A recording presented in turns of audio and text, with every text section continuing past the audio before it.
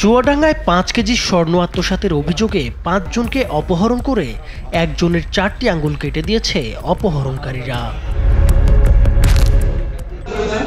দীর্ঘ ২২ দিন নিখোঁজ থাকার পর অবশেষে চাঞ্চল্যকর অপহরণের রহস্য উদ্ঘাটন করেছে চুয়াডাঙ্গা জেলা পুলিশ।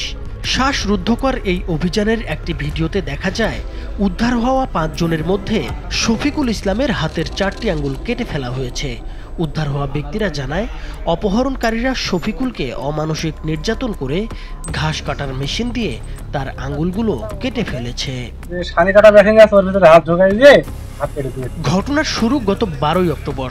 ৫ কেজি স্বর্ণ পাচার করতে গিয়ে চুয়াডাঙ্গার বগার মাঠের রাস্তা দিয়ে যাওয়ার সময় ৫০টি স্বর্ণের বার হারিয়ে যায়। স্বর্ণের মালিকপক্ষ মনে করে বহনকারীরাই এই স্বর্ণ আত্মসাৎ করেছে। এরপর ১৩ অক্টোবর আনারুল ইসলাম ও তার ছেলে শফিউলকে এবং ১৪ অক্টোবর স্বপন, আবুল ও হাসানকে কৌশলে ডেকে নিয়ে অপহরণ করা হয়। পরিবার খোঁজাখুঁজি করেও কোনো সন্ধান না পেয়ে ২১ অক্টোবর জীবননগর থানায় অপহরণের মামলা করে এবং উদ্ধারে মানববন্ধন করে।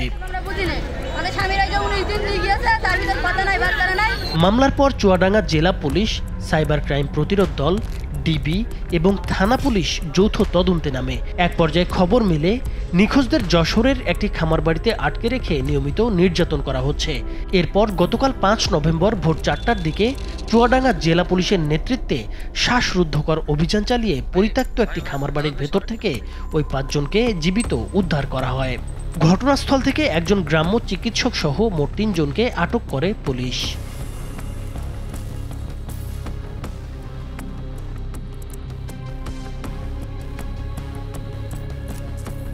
উদ্ধার হওয়া শফিকুল ইসলাম নিজেও স্বর্ণ পাচার চক্রের সদস্য বলে নিশ্চিত করেছে পুলিশ, তাই তাকে গ্রেপ্তার দেখানো হয়েছে।